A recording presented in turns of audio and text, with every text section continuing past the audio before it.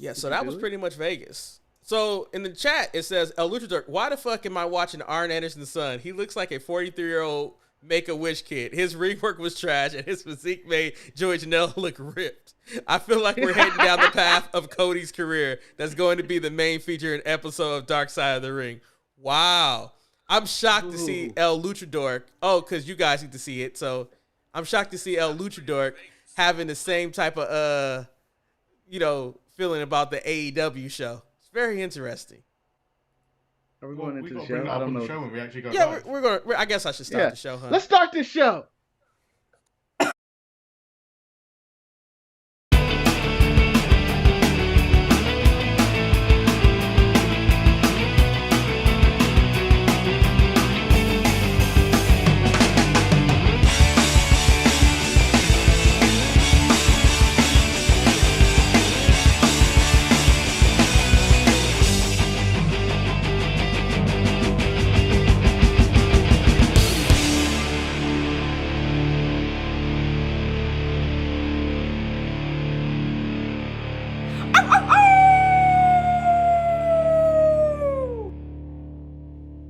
Welcome, everybody, to another episode of the Sharpshooters Wrestling Podcast. I am Eric, the grown-ass man. I'm God's favorite Lord, Manny Hayes.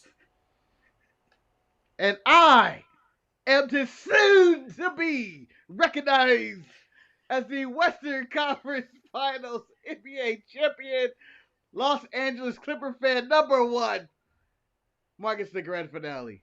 Can I also say one other thing? Will be disgusted in anyone watching this that has not gone to www.storefrontier.com/DSPN.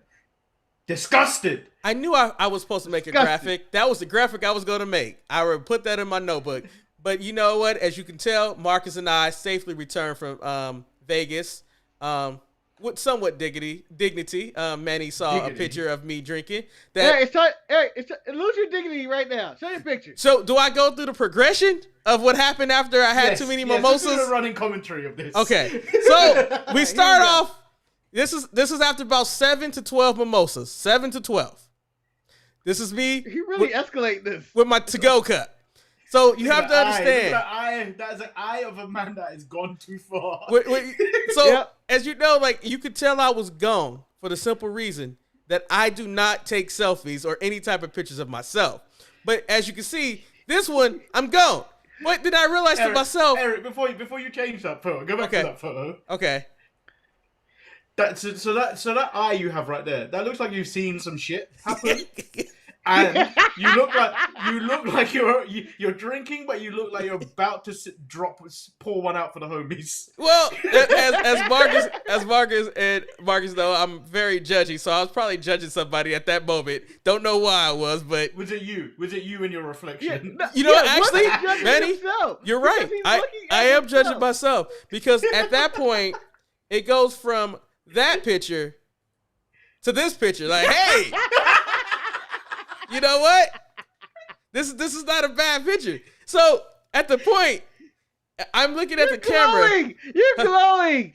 You're like you're throwing up a toast. You're at the bar and everybody's done with you because you're too drunk. Yes. And the toast going on. You're participating anyway. But I think the third picture is the worst picture for the simple reason that I looked at this picture and I remember seeing it in the camera and I kind of remember myself saying, "Damn. I'm gone, but if I'm going to be gone, let me make sure I give him a little bit of teeth and a little bit of advertisement." So it went from that picture to perfectly centered where I'm at. Smile. Like, you can put that shit on a brochure right then and there. You look like you're on vacation on some Cayman Islands. You look like you photobombed somebody. Do you know what actually reminds me of? Did you ever get to the point in the American office, where we meet Florida Stanley? No. Oh, you need to meet Florida Stanley. He's completely different to regular office Stanley.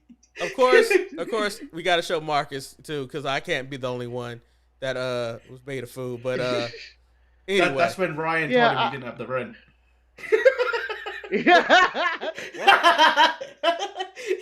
You saw that. Manny probably saw the epic fight in the hallway that Marcus and Ryan had for No, Eric, do not bring that up. Oh, okay. That's been fashioned into something. Do not bring that up. I'll be quiet. It's canon now. It's so canon. Manny,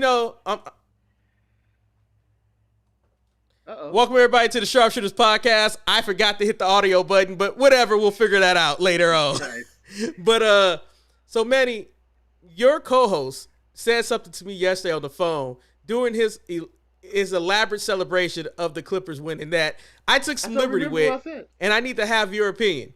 Marcus decided that he needed to proclaim the new best big man in the game, and he gave it. He said, and I quote, Commander Aziz is the best big man in the game. So he stripped almost. He stripped almost, Manny. Marcus, how dare you? And Manny, wait. How dare you? And Manny, I made sure that I checked with Marcus. I said, so it's almost not the best big man in the game anymore. He was like, no, it is Commander Aziz. Manny, I need to know, how do you feel? Shut up, Marcus. You know what? I'm muting you, Marcus. Manny, I need you to know, how do you feel about your co-host no longer respecting almost? I feel hurt. I feel betrayed. I feel this may be the start of the Kobe and Shaq beef all over again. Hold on, Manny. He is taking this out. So we're having a conversation. And I'm in a very celebratory mood. I'm going like, oh my God, we did it. What a comeback for 25 points. We did it. Clip City, Chip City, we back. And then I said, Eric, Aziz is the best big man in the game. And then he corrected me. He said, oh, Brandon Omas. And I go, no, not Brandon Omas. Not Brandon Omas. He did not say that, Manny. That's where it is. I 100% said that. And then you said, Marcus, but who was the last great big man in the game? And I said, we ain't seen one since Kane. And he goes, Kane? Kane? And I go, Kane was the last best big man in the game. So, Manny, who was the last great big man in the game for you? Brody Lee, but Last big man in the game. It was never That's Boa. Great one. He's the worst big man in the game. He is. I've never seen a grown-ass man that tall be shoved aside by like someone of Mercedes Martinez ilk. Yeah, it was ridiculous. He's the worst. It might have to be Kane. You know, the sad part about it, I wanted to disagree with Marcus, but even after we got off the phone call and he besmirched the name of Almost, I said to myself, he might be right about Kane because there has not been a great big man since Kane debuted and the longevity, because Big Show was not he wasn't great. Do we throw Strowman into the conversation? Because he was a champion and he was a big deal from minute moment in WWE. But was he ever great? Was he ever great, Manny? No. He was good past, but Kane was great. So El Luchador asked, what is the height requirement for a big man? I think over 6'8", correct? That is usually 6'8". Yeah, no, 6'8", 6'9". No, maybe 6'7". Over 6'7". Well, because Randy is allegedly 6'8", so Randy is not 6'8". Randy is not 6'8". As a big man. You have to be built as a big man. Randy's pretty tall. I don't know where he's at, but he's not. I think he's about the same height as Drew, a little bit under Drew. Didn't we always used to factor in Mark Henry in that conversation of big man? Well, because sometimes you have to ask the question, is the big man considered a fat man too? Yeah, I think it is. The big man, I like to consider the big man built as the big man. When they go down, that's a big dude. Sorry about that. Sorry, guys.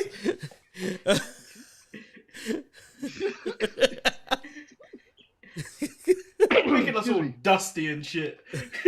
Yeah. So, speaking of dusty, so you got to be built as a big man. Like Big E is considered, I think, a big man. Is he? He's not a big man. No, he's not. He's a very tiny big man. Little big man. So, at the end of the day, Brian Cage is considered a big man. He is not. Under no circumstances is he a big man. But he's big. He's big. No. Bronson Reed is considered a big man, even though he is, he isn't that tall either. So clearly, this is a conversation that we probably need to have that we need to iron out who the best big man is. But with that being said, I wanted to take some time and read an email that we got from a listener the week that we took off that actually brought a lot of joy to my heart. The email goes... Oh, are we not doing it at the end like we normally do? No, we're going to do it at the beginning because I want to make sure that this person hears me read their email because it brought so much joy to my heart. Are you trying to say that our listeners don't go all the way to the end of the show? I think it could happen.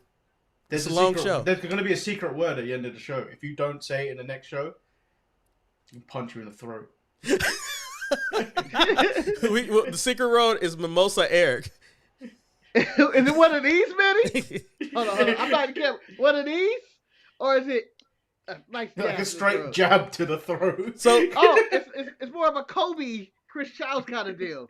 Gentlemen, Instead of Undertaker thrust. let me get through the email so we can talk about the Battle of the Cages. It says, "What's going on, guys? I was a huge fan of the show from 2007 all the way into that hiatus you guys had. I was just a little Indian kid growing up in the hood in New Jersey who loved a wrestling podcast with some culture. Just for reference, I was in the 7th grade back in 2007. Damn it. Since then, I went to college, went to dental school, and now am finally a dentist. I drive 1 hour to and from work every day and decided to listen to some podcasts.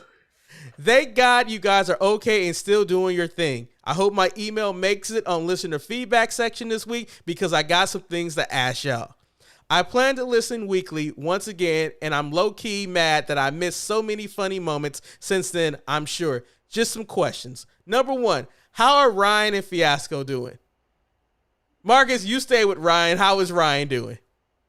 All right, so you get to cover the Fiasco part. I can cover That's the Fiasco. easier one. And you can talk about all her success, huh? That's not fair.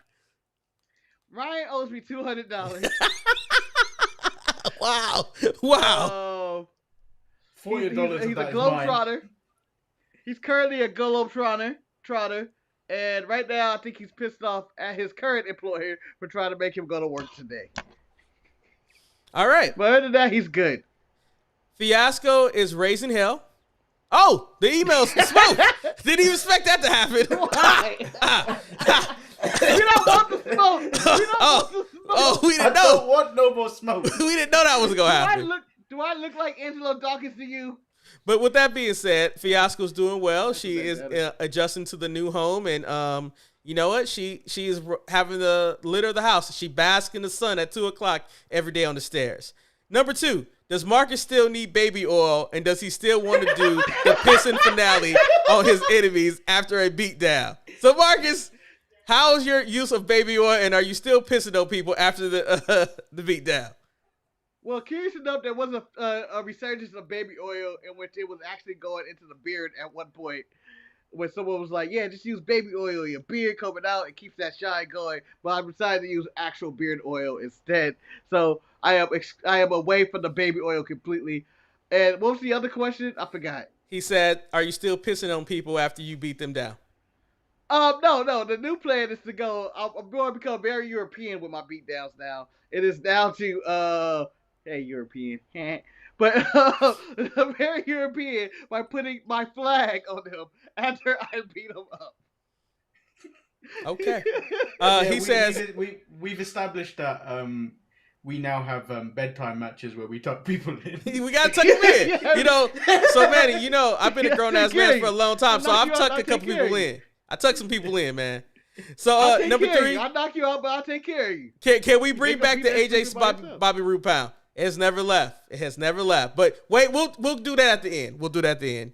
What happened to that awesome emailer to Dizman? It's funny that you asked about the Dizman. If you go to our YouTube channel, /The Sharpshooters, you can check him out on his show, The Gentleman Discussion, that is sporadic, but it airs sometimes where he sits down and they have a discussion. And occasionally he'll email here and there. He says, LOL, once again, I'm glad to be able to pick back up and listen to guys.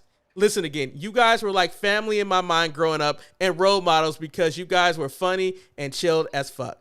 P.S. Marcus, tell me how you feel about Aaron Rodgers. I've always been a Chargers fan, and I remember you said you became a Packers fan since L.A. had no team. Hop aboard, dog. Your boy, Dr. Chera, D.M.D. AJ Styles Barbara AJ Pound for Styles. us helping produce a doctor. I'm going to take credit. There we go. You got that right, I am. We done took credit for creating the doctor. You damn right. Yes, Fuck going to school or anything like that. We gave him the entertainment to get him through the rough years of school, although he wasn't listening. My thoughts on Aaron Rodgers is that Ron will be back in Green Bay, and we will continue to win and cherish and be America's team once and for all. So, Manny, what you got to say? Manny, what you got to say? Wait. Oh, no. Manny, we don't hear you. Oh, hold on. Did you mute Manny? When I moved the screen, I inadvertently muted Manny. I apologize for that, Manny. You didn't deserve a muting. What were you talking about? Aaron Rodgers is going to become a saint, and he's going to go marching in. Wow, you're saying a saint. Man, he's going to the AFC. That man could never be a saint. So, it's funny because I don't think I've ever done this on a Friday show. But I think I want to dive in, and I want to. Well, you're right. It is. You don't know what day of the week is. I got mimosa fumes, my brother. At the end of the day, Friday, you'd be at work. Don't stop the show, man. Maybe. With that being said, we had AEW Dynamite on Friday, and we had Smackdown. Normally, I'd start off with Smackdown, but I need to talk about AEW because there's not much else to talk about except that I've learned one thing. AEW might be really good at producing a MMA-style show because all the theatrics and the atmosphere that they used to build up their match between Wardlow and Jake Hager was actually spot on. I really enjoyed the checking the fingernails, the coming to the ring, Justin Roberts. I liked the theatrics of it. I was shocked. But besides that part, I had concerns. Marcus, overall, what did you feel about the opening of their AEW MMA company?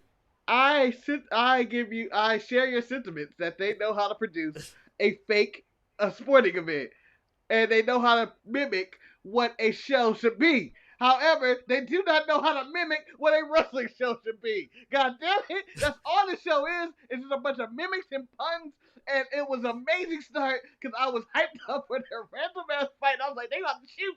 They gonna shoot. Well, fight. And Marcus, you're right, because they were filling each other out, and then next thing you know, Jake looked like he landed a real punch on Wardlow, and I was like, oh shit, this is about to be real. Manny, I think that was the most real that we got. What did you feel overall about the MMA opening match on AEW?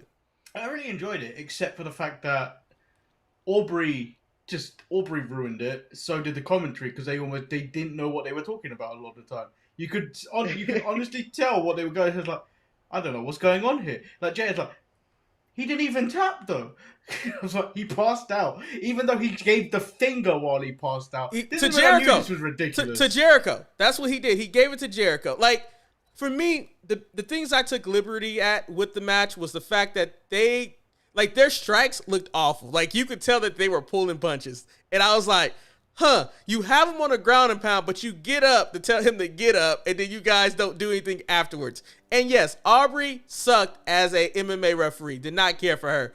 Overall, though, I think for the most part, I had a good time with it. I just think that I didn't like the fact that they acknowledged that, now the Inner Circle has one win over the Pinnacle, which means that this is going to be a pissing contest, which already set up that that the Proud and Powerful is going to lose next week, which bothered me. Marcus, what about you? Overall, would you want to see them do this again? No, never again. I think this is a one-time deal. This is a one-time deal where you get the shock and awe of like they're actually producing a UFC match in the middle of the show. This is a show that you can get away with it because they wouldn't be able to set up the ring and do that on a live show anyway. And I can imagine people waiting around, going like, all right, we gotta wait for this to set up and whatnot. But I think it's a one-time deal. I think if Jake Hager wants to keep his respect in MMA, he needs to stop doing this because his Bellator fights don't look that much different. No, from they what don't. He does here. They don't. And so I don't want to see this as a continuous basis. And then there was some of it that for people who watch UFC or MMA or whatnot, you could see the phoniness of like someone kicking somebody and walking away, turn their head and celebrate and all that. I'm like, you would get killed in the octagon doing any of this stuff. Or a Hurricane Rana happening for Wardlow, which I didn't know he had. He had that Hurricane Rana just waiting for this match. But and then it also hurts, I think, the rest of the product, in which, all right, if you're doing this here, why aren't you doing this in the match? If you can no leg kicks, why aren't you doing that in a wrestling match? Because there's nothing different from an MMA match and a wrestling match other than a wrestling match you can run around the ring and do cheers. Now, Manny, I have a question for you because, AEW threw their hand into MMA style, and NXT also took their own spin where they created something called the Fight Cage. Do you think it's fair to compare the MMA match that AEW did to the Fight Cage that NXT did? No, because they were clearly going from an MMA fight, whereas the Fight Pit is just a brawl. It's just surrounded by a cage. There's no actual rules in that. Whereas, like, or the Shamrock versus Owen Lions Den, but there's no actual proper MMA rules in that. I just want to point out that El Luchador is trying to say that we have bias, but no one, and I mean no one, thought Brawl for It All was good. No one did. Not even us. I tell you what was better. The rise of Dabakato, a.k.a. Commander Aziz, in Raw Underground. According to Marcus, who might be the best big man in the game. So, now... But, let's go back to compare this to Raw Underground. That got shit on by a million wrestling fans and whatnot. Me being one of them. Yeah, and, I actually enjoyed that for what it was. It was a nice breakup in Raw, and I kind of still miss it, rather than being on Raw. I mean, if you took some stuff out, like the strippers and the hookers and everything else. I thought that's what gave it his personality, Marcus. The strippers and the hookers. And Shane McMahon. Of course. It would have been a better segment. Basking the horny man. Segment. But, I felt like that was okay. And I feel like this is okay, too. But I don't want to see it all the time, especially to this extent that they went to. It was so MMA. They had to go commercial free. They had rounds and everything, and I'm like, I'd just rather watch a real MMA fight at this point. Because, at least I know they're really hurting each other. So, El Luchador also says something in the chat room that I don't know if I can agree with, because I say that the MMA match was fine. It was a good start to it. But then he says, I quote, AEW was much better this week, but they need to go back to Wednesday. I don't think after the MMA match, it was anything that I personally cared about. Manny, I turn to you. Was there anything that stood out? I mean, even Miro, who we've been praising week in and week out, him being shoehorned into the Penelope Ford situation with her match with Julia afterwards, I don't know if I liked his placement there. Yeah, it was a weird one for Miro to be there, but as you just mentioned, so they had to continue the momentum from Smackdown, is what it felt with AEW, because this realistically should have been the main event.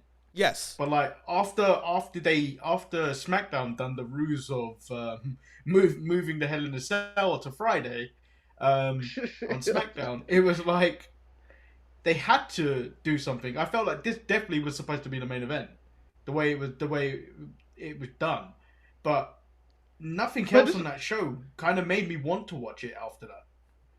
Marcus, go ahead. Do you think it was but this was a tape show, Manny. Do you think they reworked it in the editing room and it was supposed to end this way, and then they were like, all right, we're going to switch the endings to this and that? Switched it. They must have switched it. Do you That's think interesting? I never took that. I never thought about that. Like, wait, maybe they did switch it, but I don't know. I think this was always going to go first. I think the reason it was going to go first was to get the audience involved, because it's on a Friday and you're just trying to steal views. And it'll be like, oh, check out this MMA fight, because, people going on and like, oh, what MMA promotion is this? And you just catch it slipping. I think that's what they were going for. I don't think it had anything to do with SmackDown. Did you guys like the addition of Taz to the commentating team for the MMA match? Because I think he had to be there. I find it weird when he's doing commentating, when he has his own faction, and it just seems like they need to have their announce crew, and they need to stick with their announce crew. Like, that's just how I feel, and I don't know if... I think Taz has to be there because those rest of those old fools don't know anything about mixed martial arts. Okay, and also, who else would have did this? You want to listen to Excalibur talk about mixed martial arts? He can tell you what Tope Super Saiyan is, but he can't tell you about a Fujigo armbar.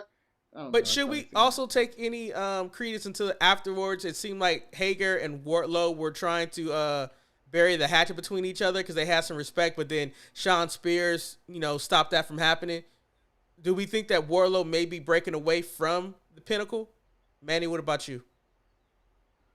It looked like that, but then he went straight back to work to beat up Jericho. But sometimes you gotta go. This stuff needs to end. They started off good, and then they did this running bullshit. Do you know what I also didn't like? When Sammy Guevara's music hits, and then Tony Schiavone goes, "Oh, you know what that means? Sammy Guevara." I wouldn't be scared if it was Sammy Guevara. So I know I could take. No, I'll whoop his ass. So I just watched two monsters fight in a cage. Why would I give a fuck about Sammy Guevara? So that exact point was made by Sharpie Wife because she was watching it. She was like, why are they running from him? They've already beat down everybody in there. He has no weapon. Like, I would fight him. Like, it felt that way. It's like, there's no reason for me to run from him. So then we go backstage, and then we have Team Taz, and they're talking about everything that's going on, the dissension. And then for some reason, we get a match where Taz is having Powerhouse Hobbs challenge Hangman Page to a one-on-one match. And I was like, I don't need to see this again. Marcus, is it time to get rid of Team Taz? Well, it just seems like everybody loses. I don't know. Everybody they try to build loses, whether it's Hobbs, the Murder Hawk, or Cage. And I know that's not separate from Team Taz a little bit, but it just seems like that's not going to work or whatnot. It's just not working. What about you, Manny? Well, I feel like, do you know how we've been talking previously about the Dark Order as well? Yeah. I feel like the moment you get rid of these factions, you're just going to have a load of talent just floundering. That's also true. As bad as it is, but because you look at AEW's roster, it's so bloated as it is, and they keep adding people. And yeah, they're moving to Rampage on Fridays, which I think they announced that it's going to start in August. August 13th. Yeah, so you just look at it and go, okay, that's fine, but what I've seen on Fridays already isn't going to be enough for you to get all your shit on TV. Have they announced if Rampage is a 1 hour or a 2 hour show? It's 1 hour, and then it's only going to, I think what they said was it's only going to be live on the weeks where it's going into a pay-per-view. The rest of the time it's going to be taped. Okay. I have to make a decision if that's something we're going to cover. So I would say that after the MMA match, it was only one match that I did enjoy afterwards. I thought the Men of the Year, Ethan Page and Scorpio Sky versus Darby Allin was actually an entertaining match. And I was happy to see that Scorpio Sky and Ethan Page got the win because I was extremely worried that Darby was going to get the win because he did tell Sting to stay his ass home. Marcus, what did you think of the match between Darby Allin and the Men of the Year? I thought it was all right. I didn't really like the zip tie spot or anything like that, and I got confused on who the legal man was in that scenario, but maybe I just missed something. But other than that, it was just Darby, surviving through these guys. I feel like it was a match that was unnecessary. It was just to show, Darby's the toughest guy in the thing, but, I would like for these guys to just mop the floor with him. Why didn't you like the zip tie spot? I thought that Ethan Page was the legal man. Okay. And the referee was distracted by Scorpio Sky, who apparently was the legal man trying to get into the ring. It just didn't make sense to me. Okay. Manny, what about you? How did you feel about the match between Ethan Page and Darby Allin? Darby Allin and Scorpio Sky. Much like I mentioned on Thursday on our review of NXT with the women's tag match with Dakota and Raquel versus the Casey Express. They took way too long to deal with them. Just like these two took way too long to deal with Darby. And then this whole commentary, I had a massive problem with commentary this watching AEW. Let the hate go out, my brother. Let it out. They were like, these guys are horrible people because they're beating up one man. I was like, this man chose to do that. He did. Not one point did he go, I need a tag partner. He put himself in that position. So you reap what you sow. Yeah, he told Sting, I don't need you and all that. And the whole story, I feel like this is all unnecessary. Darby didn't prove anything. The Men of the Year, I don't know. They officially call themselves that, right? Yeah. Yeah. They come from the grown-ass man lineage. Struggling.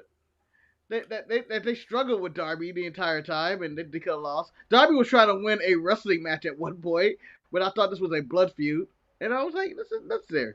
I don't feel like any of this is necessary. So, like for me with AEW, this was like the last thing that I could really justify and say, what the hell is going on? Because afterwards, it just became like, it's what I feel like. We had this Orange Cassidy match when Orange Cassidy was in the main event at their last pay-per-view, Double or Nothing, where he was fighting for the AEW title. I don't understand how he can fall so far where now he's having a match against Cesaro Bonani, who was part of the Wingman. And, honestly, I just don't like the Wingman at all because not everybody should be a wingman. You need to have an ace, man. You got to have somebody out there who can talk to the ladies. And none of them cats really, I don't like it. And then, like, Orange Cassidy made short work of this big monster who clearly is not nominated for the best big man in the game. Manny, Orange Cassidy, has he fallen from grace once again in AEW?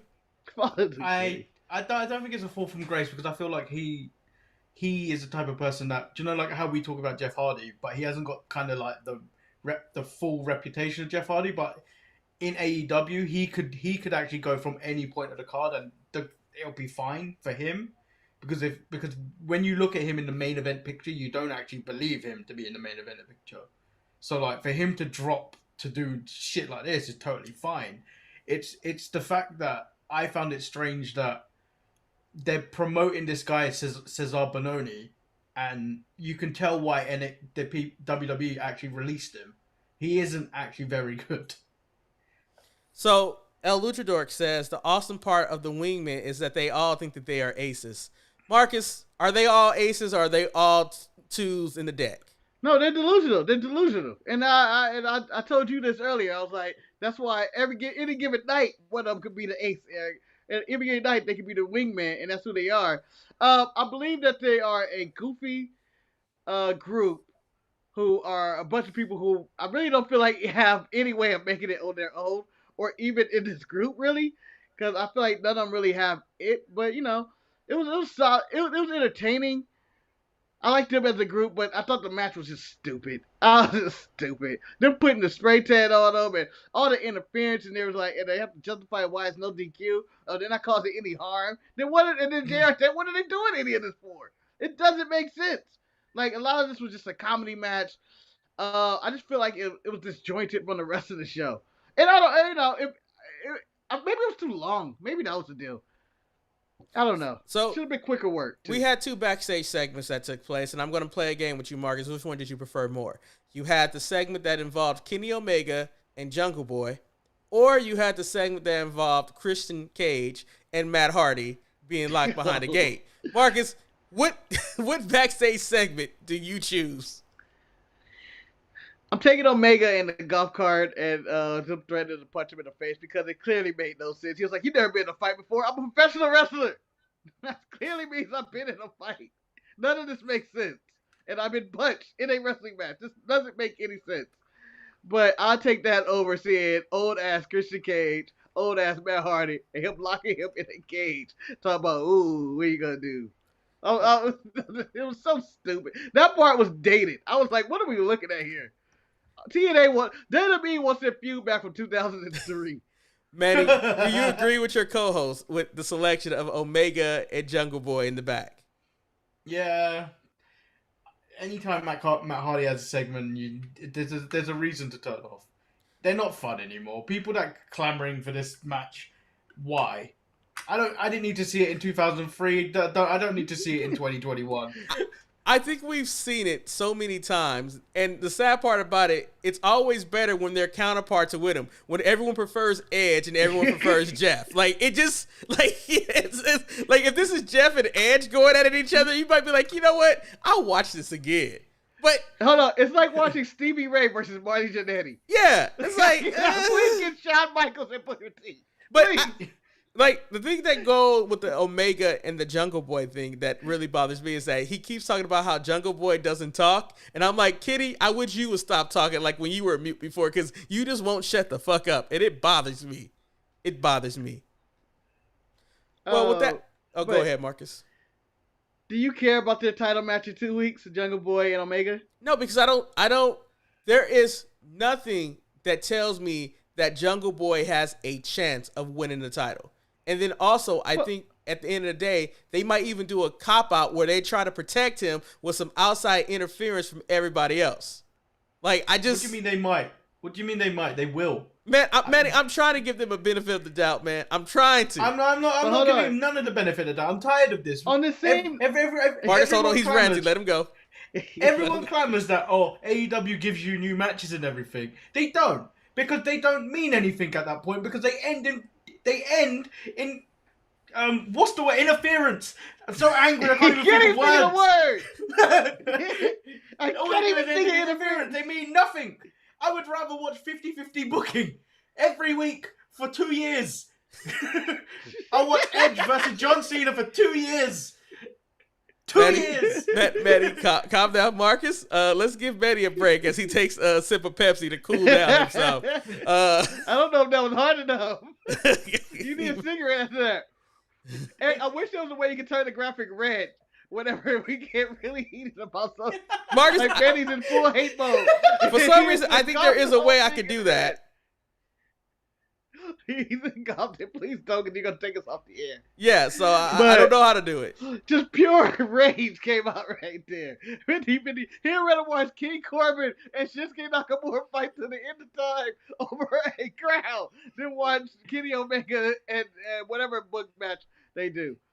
You just made me bronze. Yeah, that was rogue. Don't worry about it, Aaron. There it is. Wow, he's full saturation. There you go, Marcus. Let the heat out. Please stop. you know what? Look like a tomato transformed into a human. Look like a tomato giving birth. I can see the head. Oh. He's crowning. Oh.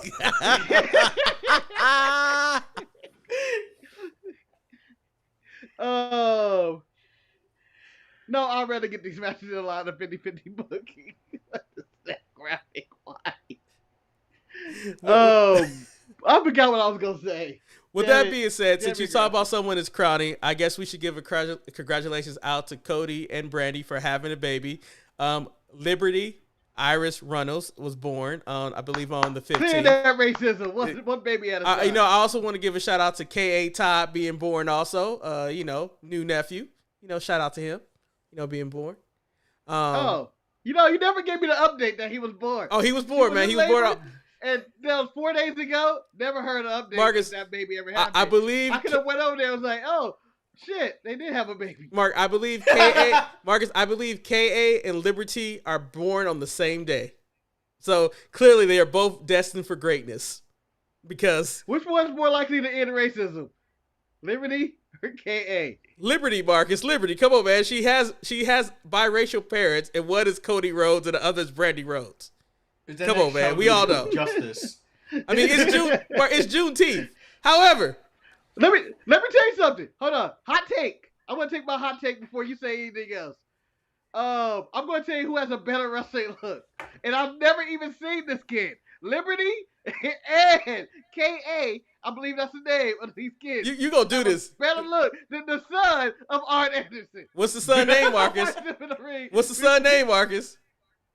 Huh? Brock. The worst Brock I've ever seen in my life. Marcus, you're correct. Brock I've ever seen. Marcus, I never thought I would see the day. And yesterday was the day on Friday night that I saw something take place that I never thought would happen. I saw somebody worse than QT Marshall, and that was Brock Anderson in the ring.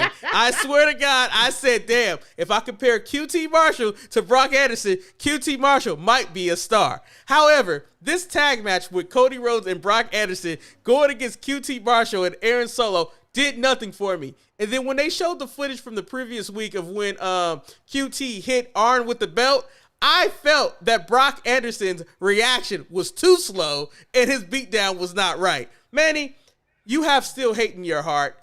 What did you feel about this match and the debut of Brock Anderson? I didn't like it whatsoever.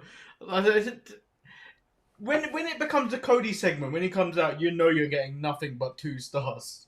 Nothing but 2. And it's a sad state of affairs that these two have trained these people in the ring, and he is trash.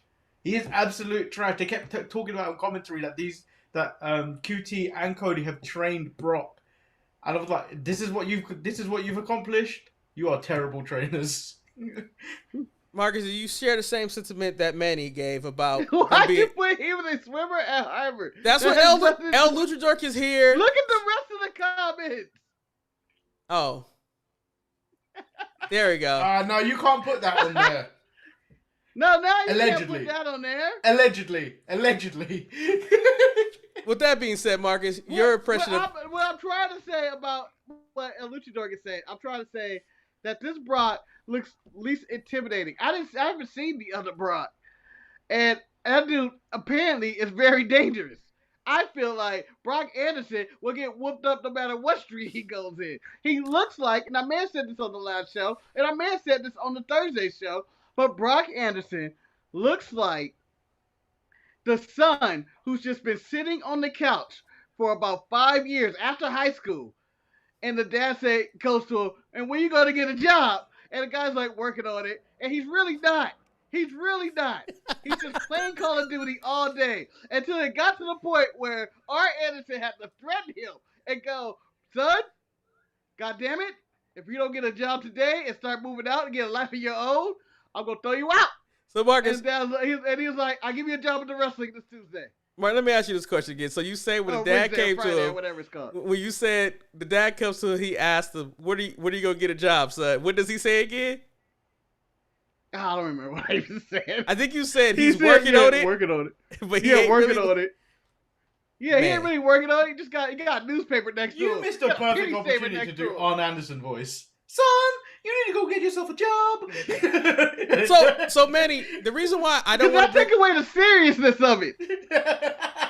Marcus, I don't want to ever do Arn Anderson's voice because his voice reminds me too much of Cedric's voice, and that was one of the most cringeworthy things on Monday Night Raw. No, Cedric's no. Cedric's more like I've got a sore throat.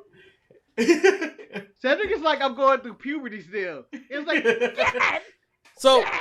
you know we talked about changes. A change happened. So Eric, before you carry on, Marcus, you didn't say that you said on Monday. You said when you were in Vegas, you saw hundreds of Brock Andersons walking around. Yeah, you see hundreds of them. And Manny, I'm they get their ass whooped. Thousands of them, man. Thousands of them. It was that. Yeah. Oh, go ahead, Eric. In my head, Mark Henry's theme music was playing. Somebody's gonna get their ass kicked. That's what, because you just waiting. And when this man was on the scene, I was ready to kick anybody's ass. When this man was right here, I was just waiting for the day. But Eric, I don't know. That man looks like he's ready to give out Brock hugs. Anderson would wear that shirt. That's right. But you know what? That was a good color on me, so I like that color. It made me feel fresh and free. Brock is worse than David Flair. Ooh. Dang. It's true. Oh, that's too early. But that's too early to say. That's too early to call. No, it's not. If him and David Flair got together, that's 2/4 of a terrible version of the Four Horsemen. A terrible version, like the alternate universe Four Horsemen. It'd be the knockoff brand of the witch version of the Four Horsemen. When you put David Flair and Brock Anderson together, and the fact that I have to sit through this Cody propaganda of his Nightmare Academy, because that's all it is. It's just his Nightmare Academy spots. Like, oh yeah, check it out. We're gonna do some basic wrestling right here, and that's all you got from this. With some very beginner, I shouldn't be on TV wrestling right here, and it shouldn't. I don't need this. You know where this is leading to, right? The Andersons eventually turning on Cody to reignite that Anderson versus the Rhodes feud. And Manny, you're correct, because even the announcers actually pointed out that this is the longest running feud in wrestling. Here's the Andersons and the Rhodes, and I was like, I don't think I need this. But J.K. Smush jumped into the chat, Manny. He says, good morning, evening. Hey, Manny, what happened with the 3 Lions yesterday versus Scotland? What does that even mean? Why? Why bring this up? England, England on their crest on their football jersey have 3 lions on it, so they're often referred to as the three lions.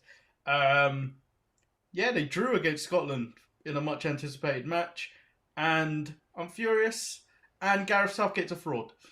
Okay, so speaking of a fraud, there was a promo. Oh, we're just gonna gloss over El Luchador's comment of if Jeff Jarrett married Stephanie and took Triple H's spot, the world would be a darker place.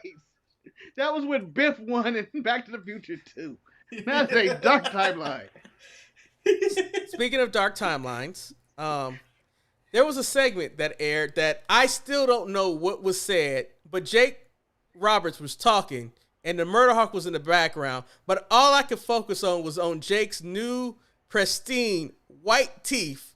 I'm not sure. Veneers, though. Has he always had those veneers? Or I think they're new. Because it reminded me of when Roman came out, and you remember when he had the horse teeth, and I was like, and everybody was, man, like, apparently Jake is doing well because he got veneers. Marcus, were you distracted by them pearly whites? I did, because I was going like, oh, here's another Motorhawk promo, which he's going to threaten to do stuff, but he really doesn't do anything. He's never won a big match in AEW. And they were like, we're impatient. And I'm like, what are you guys talking about? Shut up. But Eric, in a promo that didn't make sense, you completely glossed over the fact that, what's his name? Kaz was talking about nonsense too. Manny, like there wasn't a god or something. Manny, I'm still trying to debate because we still have to get to the main event, and that's when I was going to bring his promo back into the play. I still don't understand what that was about. But since we're going to talk about promos, let's talk about the promo that AEW really put a lot of hype in because he was the big free agent signing. We're talking about Andrade, the Idol. He had a sit down with Jim Ross, and I felt that everything that WWE said about him in his English really pointed out, but I thought that AEW did a disservice by putting captions when he was speaking English that we could all understand, but like putting those captions right there made it point out more that his English is not that great. I would have preferred if he would have spoke in Spanish and they would have had the English translation underneath. Manny, did he do anything to make you feel like he's going to be a star in all Elite Wrestling? He could still be a star based on his talent, but like you got to put a decent mouthpiece with him. Like Vicky could be that person. They were alluding to it, but then they mentioned about this special surprise that these two have, which could be just Selena, but who knows? But yeah, he still has star potential with him. He looked like he could be a star when he was on the up and come up with Zelina when he was on Raw and in NXT. So you can't go, he's not going to be a star in AEW. It's all a question of how they book them and if they're going to continue that booking of the flavor of the month type of booking. Marcus, did you really enjoy that slow-paced interview where it took like that JR was there forever, asking the question, waiting for Andrade to get his answers out? Well, I do enjoy JR's candid interviews or whatever, these type of interviews, but I 100% agree. Just do it in Spanish, it would have been easier, and it would have been better. It would have been more, flushed out or something. Get more personality into it. He's a little surprised, like you said, with Selena Vega, but to me, it was a nothing segment. I didn't feel anything either way. All right, so I think we have spent a lot of time on AEW, so I think I should just jump into the main event, unless you guys want to discuss Jay Cargill and bitch, or even the video package between FTR and Pride and Powerful. I don't know if you guys want to discuss that. That was a good video package. It was, but I just know. But I see Ortiz and Santana being led to slaughter. Yeah, but I want to say this. That might be the best thing on this show this week. Considering the MMA fight, we're all kind of iffy on what it was and how it is, and we may never want to see it again, whatever. But that package was really well done. And it leading to a tag match that I know will have probably, zero importance when it comes to the tag team titles or who's next in the star. But it was a nice package. And this should be a decent side feud and shouldn't be associated with Jericho and the Inner Circle. So the main event was a main event that I don't think anybody has ever thought would ever happen in AEW. No thought. It was I could see this happening. It was Matt Jackson, the unentertaining Jackson, teaming up with the Good Brothers, Carl Anderson and Doc Gallows, going against Eddie Kingston, Frankie Kazarian, and Penta El Zero, with Brandon Cutler being out there as the young boy. I personally could care less about what took place in this match. It has no relevance at all with the outlook of the company. Marcus, how did the main event? I mean, Cass quoted God. He quoted scripture in his promo. Were you excited, Marcus? I want to go into this Cass character. One, and this is mean, but it's time has passed him up. His moment to be a star by himself has passed him up. This Elite Hunter thing doesn't make any sense anyway as well, for the simple fact that he put the stipulation if the Kazarian and Daniels never teamed, if lose the match, they would never team. They had nothing to do with the Bucks. They won the match. That was it. He has no reason to be mad at the Elite. He put that stipulation in. So now that he quoting scripture and teaming with his Latino friends, I don't care. I don't care about Cass. I didn't care about anything going on back. Eddie Kingston's more interesting when he's with Mox. Penta's more entertaining when he's with his translator. And Cass needs to go find Daniels and find out a way so he can be as entertaining as he was from back in the day. Or just hang it up. It's over for you. Frankie is done. You're a mid-carder at best. If that, you're your elder stage of your career. I do not care about him. Manny, you have anything to add? Was the match at least entertaining? I'm done with this. Okay. I could comment on the fact that I still want to watch Kane versus Big Show in a submission match for 2 years on going forward. You can promise me new matches, but like I didn't want to watch this. Can you honestly tell me anyone that wanted to watch this? No, because the thing about it for me, the Young Bucks have become entertaining, and I would have preferred to see the Young Bucks in a simple tag match, maybe going against Eddie Kingston and Penta El Zero instead of, and I know we got that last week, instead of seeing this trios match that, like, it in so many ways, it should never have been the main event of the show. I think you had a better chance of closing the show off with Darby Allin versus the Men of the Year than the match that they gave us, because this felt like it was old people, Cass being that person, holding on to stuff that they're not stars anymore. Like, you have to admit that the Young Bucks are the only star in this whole entire situation, and him without his brother is just a buck by itself. Eddie Kingston is fine and all, but you know, like, he's really missing Moxley because now he's going back to something that we thought was blown up. Remember, he is the one who tried to destroy Death Triangle, but then it backfired on him. So now that he's back teaming with them again, it doesn't make any sense in whatever universe that you, like, who is the script supervisor? And damn it, why aren't you doing anything to supervise what is going on? You also want to say that the Young Bucks, and I know we only got one, I feel like they're being overexposed in the past 3 weeks. I've seen 3 Young Buck matches, basically 3 back-to-back Fridays in a row.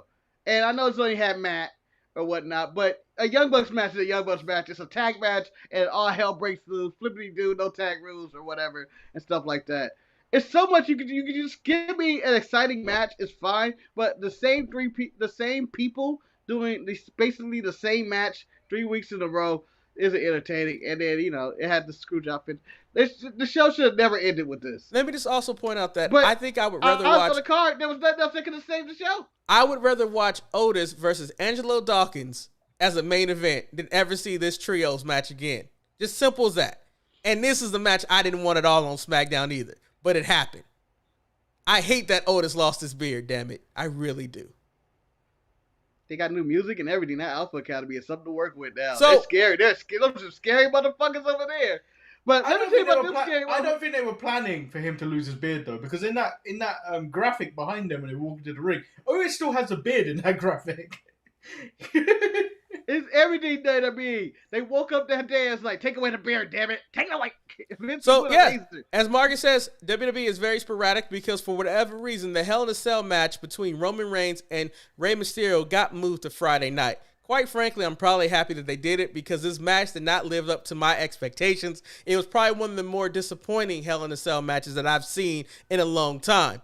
Manny, did you like the build? Did you like the overall match for Hell in a Cell on Friday Night SmackDown? The very first Hell in a Cell on national TV. Can we just take a moment to appreciate that Rey Mysterio actually had multiple tones in his voice this week, because he seemed rather passionate that his son got thrown to oblivion. I mean, who wouldn't? But I was just thinking that made Ray mad, but everyone does that to Ray. So he knows how it feels, Well, man. one thing. Hold on. It's one thing to do it to me. Okay, it's one thing to do it to me, but my son Dominic, you can't do that to him. He can't take it. He's not as tough as me. He's fragile, okay? He's my Brock Anderson, okay? But with a lot more talent, but with a better look. All right? Leave him alone. I mean, like, the That's thing how- about it, I think the whole time with the match, though, like, for how all the build-up, I think we were expecting for Jimmy to get involved somehow in some way. But all we've learned is that Jay is missing. We don't know why Jay is missing, but we know last week he was fed up with both Roman and Jimmy. Were you disappointed that Jimmy didn't get involved, Marcus? No, I didn't expect him to get involved because I expected this to go down exactly the way it went down.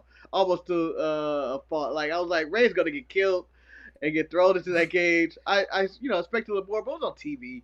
You can get what you want. It was very, like, I didn't expect anything. I only expect Jay to say, yeah, I'm hanging around the head of the table. And it's like, I'm with Roman right now. And then he's with The Rock. That's the only way this could go. He's hanging out with The Rock and then drinking Terramana on the beach, singing songs with The Rock's mom. Just having a good time. So, Manny, do you think it's going to end up being Jimmy versus Roman at SummerSlam? Is that what my big money match at SummerSlam that I'm going to go to Vegas to see? No, I think you may be looking at Jimmy versus Jay. Which would be more interesting to see, I think. Really? You're intrigued by you that? You wouldn't know who's winning. I wouldn't know who's who. And we'd have our own Samoan super kick party, which is even more fun. Samoan Super Kick Party! But, I think Roman has bigger fish in store, hopefully. Who? John Cena? Let's go that route. You gotta sell that. You gotta try to sell this thing out. Jay Uso is not. I know he's main event Uso or Jimmy Uso ain't putting asses in the seats. Someone that might put ass in the seats. A feud that I'm sad to see in. Nakamura went over, and he is the only true king in WWE until they start King of the Ring again. Manny, Baron Corbin landed a vicious clothesline on Nakamura, but he still lost. Where do I go to find support? Because Baron Corbin is floundering again. What can I do? Who cares? Yeah, who actually cares about this other than you? Eric, if he didn't have that agile clothesline that he has where he slides in and out of that ring, would you care about Baron Corbin? I would actually. I would. I like Baron Corbin, and I understand that I might be the only person on the Baron Corbin train. But at the same time, at one point, I was the only one on the Cameron Grimes train, and not everybody else joined me on the train. So I'm okay. Hold on, I was on that train with you. Don't discredit me. True, Marcus was the only hater that didn't want to take that train. That is also true. I didn't. And I jumped on that bandwagon real quick. Got on the back of that train. I'm a stowaway on the Grimes train, and I don't give a damn. All right. Hopefully, though, LA Knight stumps his ass out some more like he did DiBiase, and he ends your Cameron Grimes dreams. Or worse, Cameron Grimes goes to the main roster. So, Marcus, do we think now that since Nakamura is the true king of WWE, he's not going to turn? It's been a lot of time on this.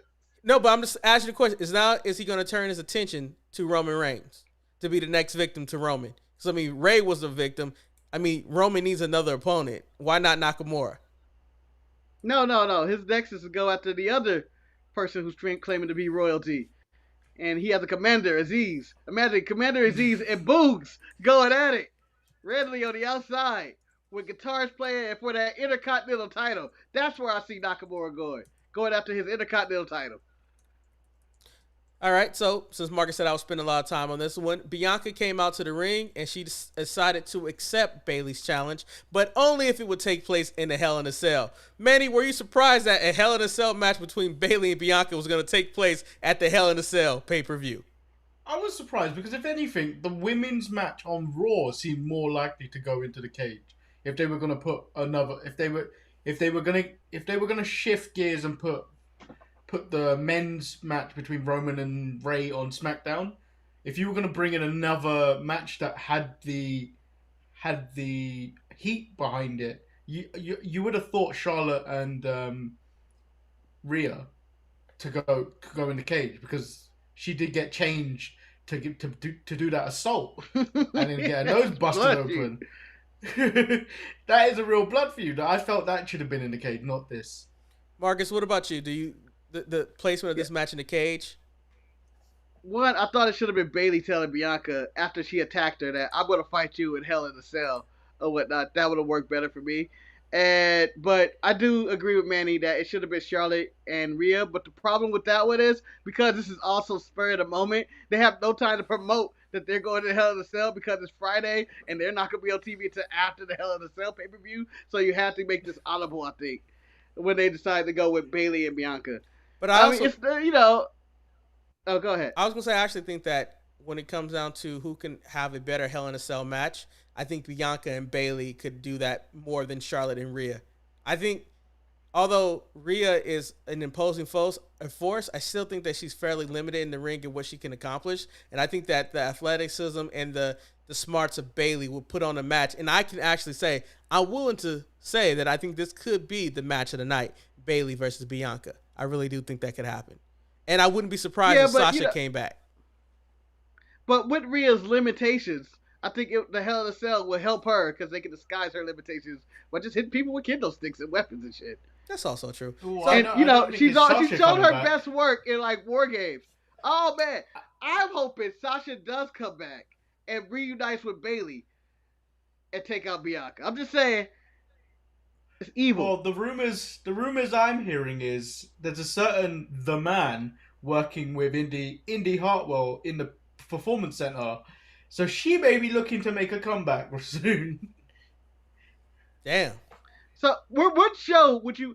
I mean, I know this has nothing with to do with Hell in a Cell or SmackDown right now or Raw, but if the Man were to come back, where does the Man come around? Do you put on Raw or SmackDown? Fox. SmackDown with Seth. Yeah, SmackDown.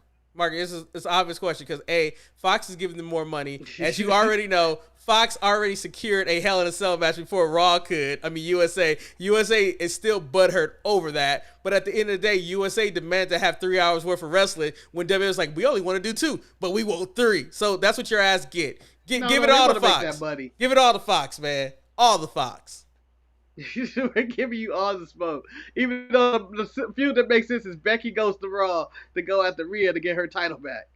El Luchador says, how long before Reed is in the Alpha Academy? I don't think Bronson Reed is going anywhere close to the Alpha Academy. Do you guys feel that way? That only makes sense if you read the rumor alert I put in there. That was you. Oh yes. So the last thing is, I don't care about rumors because I'm ready to talk about the internet and the rumors and all that shit. No, Marcus, we can talk about the internet when we talk about NXT because that's where I'm mad at the internet also. Last thing is that for the first time, Marcus, I think Seth Rollins reused some of his drip when he brought back out the leather suit. I was disappointed in Seth for, going back to the web. Leather suit though. Huh? Yeah, that was a black one. This is a blue kind of. I thought the first one was blue too. No, it was black and in a red tie. But we all need to agree that Cesaro's an asshole because he came there with good intentions and then Cesaro shoved him out of the chair, really making me upset. When do you think Seth is going to get back into the title picture? Marcus. Well, Roman's in the title picture. You can't put him in there. You can't go after Roman. They're two evil heels. Can't go after each other like that because you don't want either one to win. So I don't think he's going after Roman anytime soon. That's why he needs to be drafted to Raw. And that's why I think Becky Lynch has come back. It's probably some type of draft. Okay. Manny, do you have any opinion about Seth Rollins going after the title?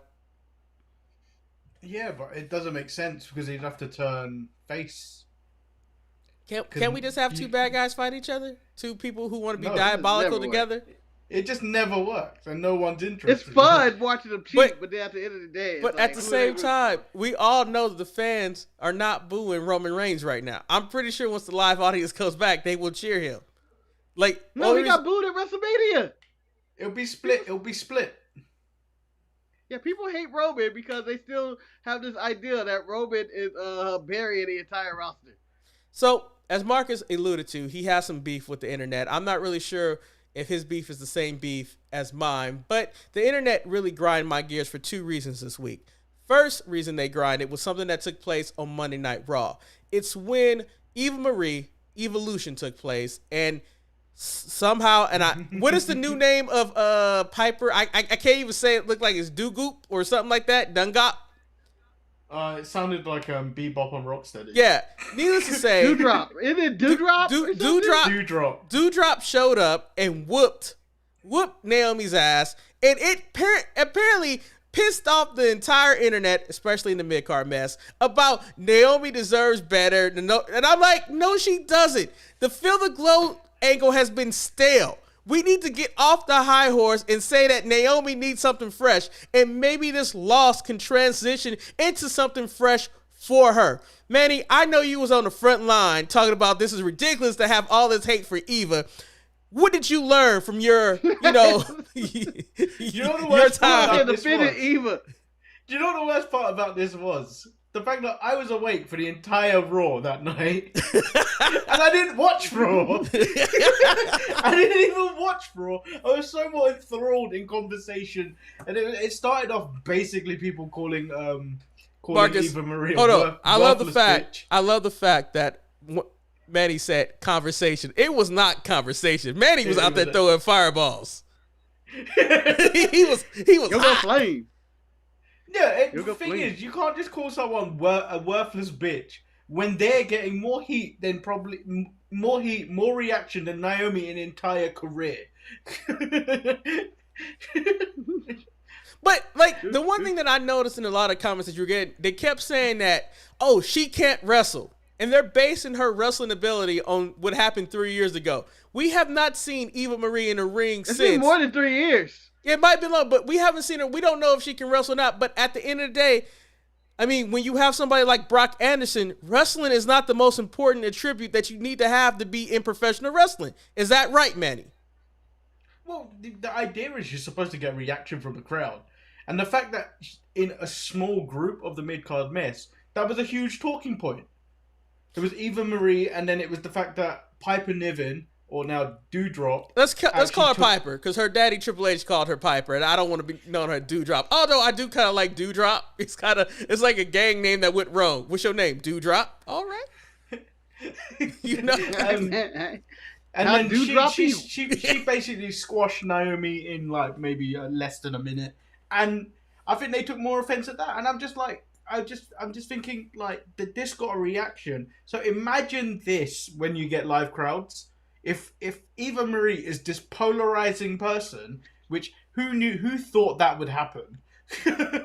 It's interesting to see what kind of reaction that will be, because I'm thinking that's going to be Vicky level heat with the excuse me when we get live crowds back in there.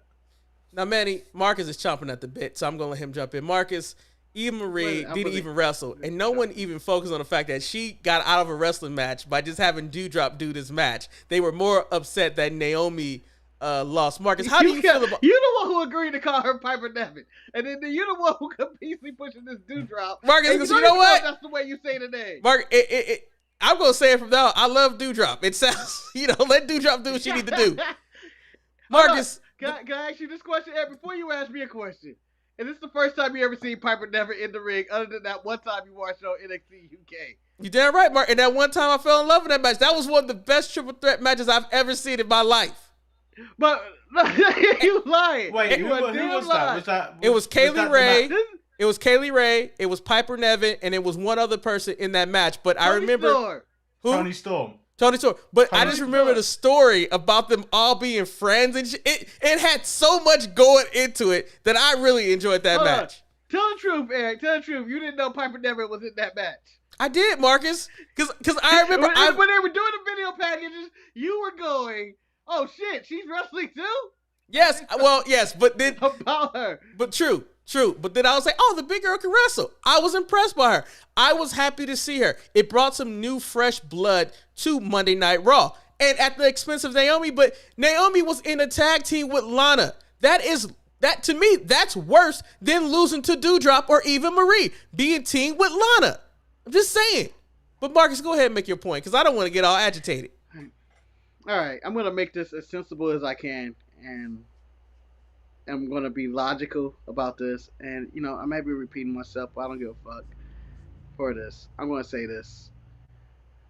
Eva Marie, Piper Niven, now known as Doudrop, and Naomi all did what they were supposed to do that night. Oh, what the fuck? Yeah, the gods, man. The gods. The gods. I don't know what that was. They did what they were supposed to do. You were supposed to feel bad that Naomi got her ass beat by Piper Niven. You're supposed to feel upset that Eva Marie can't wrestle and be out there, that she's already hated. Everything in this segment, of all the things on Monday Night Raw that you got, this worked. This created that uproar. Naomi was the perfect person. Who else was going to get her ass beat and the crowd would actually care? Mandy Rose? Dana Brooke? No one cares about them. Let's not even talk about them. With Naomi. I'm just saying, they're all down there. Who can she beat? Natty's a tag team champion. Can't beat Natty. Natty ain't supposed to be in the backstage of a Raw. She's a SmackDown wrestler. Don't even let me get on that part. But I'm just saying, there was nobody else on this roster that Eva could beat and take the job. Yeah, you could have brought in some jobber, but why do that when you wouldn't care about that jobber? You would have cared about Naomi going down and being put down and being beat up by a surprise opponent who she was not prepared. She was ready to fight Eva Marie, not Doudrop, who no one has ever heard of. But the bigger problem with all of this, which is the grand scheme of everything, which I'm upset about this, is WWE refuses to accept NXT as a brand or a record label or a crew, because as soon as they get one of their wrestlers, they completely go, I'm not going to use you the way you were used there. I'm going to treat you like you're completely brand new to the world and no one's ever heard of you. Because easily Corey Graves could have went, oh, that's Piper Niven in the UK. Instead of, I have no idea who this woman is, and I have no idea what her point is. Oh, she can wrestle.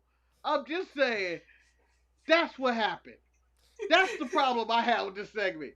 So, when you bring up Bronson Reed coming up, are they going to change his name to Mr. Brodus Clay too?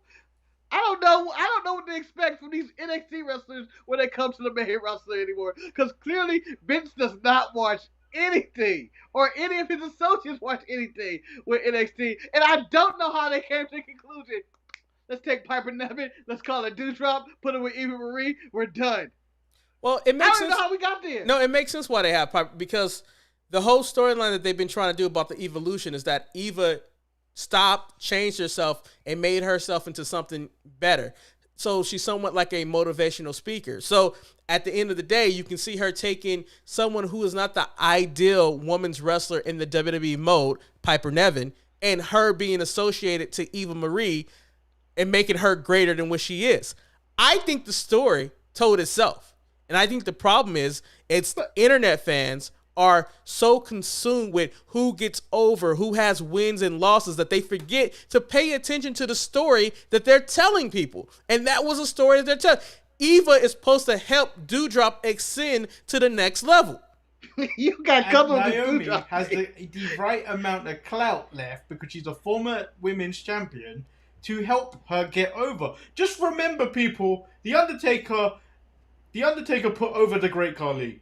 Let me just put it this way. Let me say something, and I'll put it this way, and we'll end the subject. I got more too. Naomi is at that. I've got something else I need to add. Naomi is at that same level as Kofi Kingston, where how people reacted when Kofi Kingston got jobbed out to Brock Lesnar, that hatred and that heat that Brock Lesnar got when he was sacrificed. It's the same thing. Naomi was just sacrificed to the evolution, and that's what happens. Another black person. Another great thing being built on the back of a black person's back on this Juneteenth.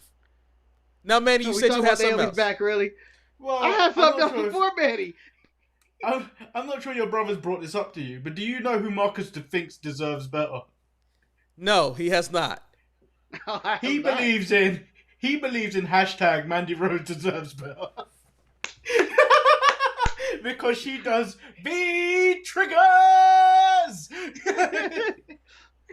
And I believe she can beat up 90% of the AEW roster, man and female. She will whoop up Brock Anderson's ass. She'll land 17 beat triggers on him. I mean, at the end of the day, Mandy Rose is just WWE's version of Penelope Cruz, and back vice versa. Penelope Ford, sorry. Penelope Cruz is an actress. Penelope Ford is basically just Lana. Yeah, I mean, like, so the question is, what are they going to do with Dana Brooke? What are they going to do with Penelope Ford when Lana shows up on AEW television? You had another point, Marcus. Hold on. Yeah, my other point is, I can see it already happening. Crowd boos Eva, and then starts cheering Doudrop, a.k.a. Piper Niven, a la Miz and Mizdow, or even you can do a better version. And I like Britt and the Rebel, but they get cheered. You can do a better version of that because Eva's going to get booed. Marcus, she's going to get booed. Marcus, you have to realize Reba and Britt gets cheered because that women's division is so lacking so much that... No, Britt's becoming something.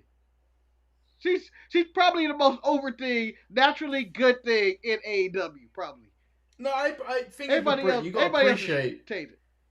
You got to appreciate the fact that you watched her become something. Like, she was nothing.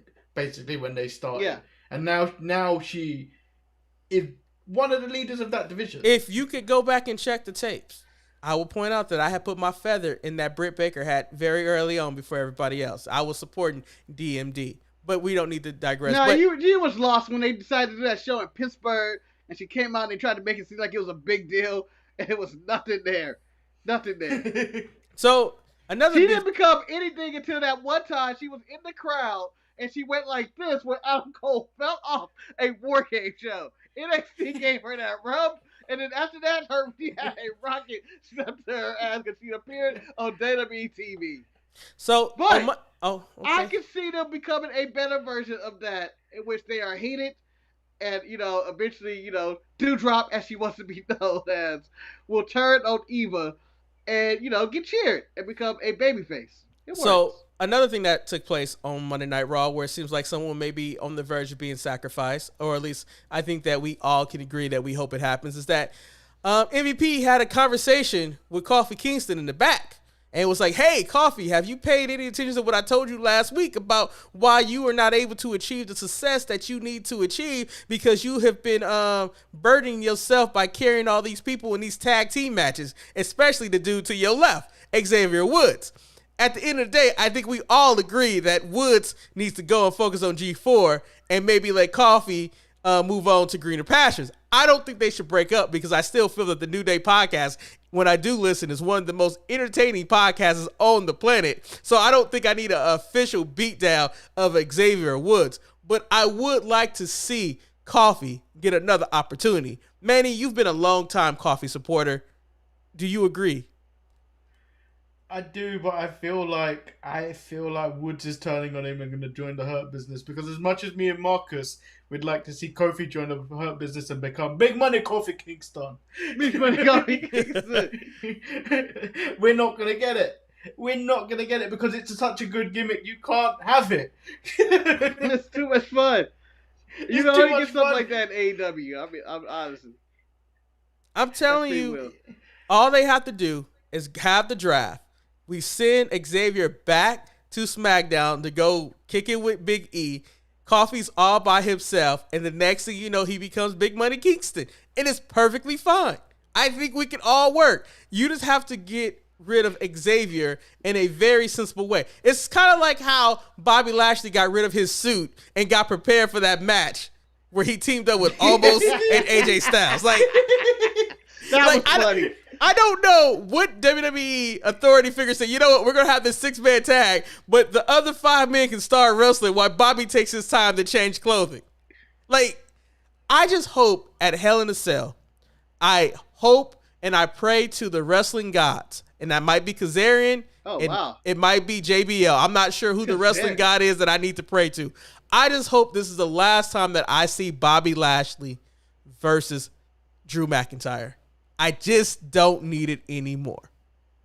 I would have been so much more satisfied if it was Bobby Lashley versus Kofi Kingston in this Hell in a Cell match. Marcus, what about yourself? 100% agree. Don't need to see it anymore. But my real question is, can I kick your ass? They broke up the Hurt Business. No, they broke up the Hurt Business. Better Hurt Business or worse Hurt Business? Bobby Lashley, Kofi Kingston, Keith Lee, MVP. Better version of the Hurt Business.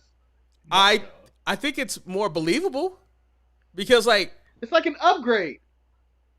I think it would be amazing if that could happen. Because then you have you have the champion, you have the agility with Kofi, and you have another monster with Keith Lee. And I think it gives something, it gives something extra to the party.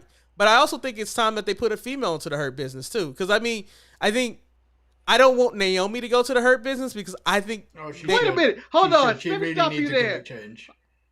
I want to stop you right there and say they need to add a female to the Hurt Business. They have several female in the Hurt Business. The ladies of Lashley are there on a consistent Marcus, basis. you know what I mean. The Hurt Business. It's MVP, Lashley, and the ladies of Lashley.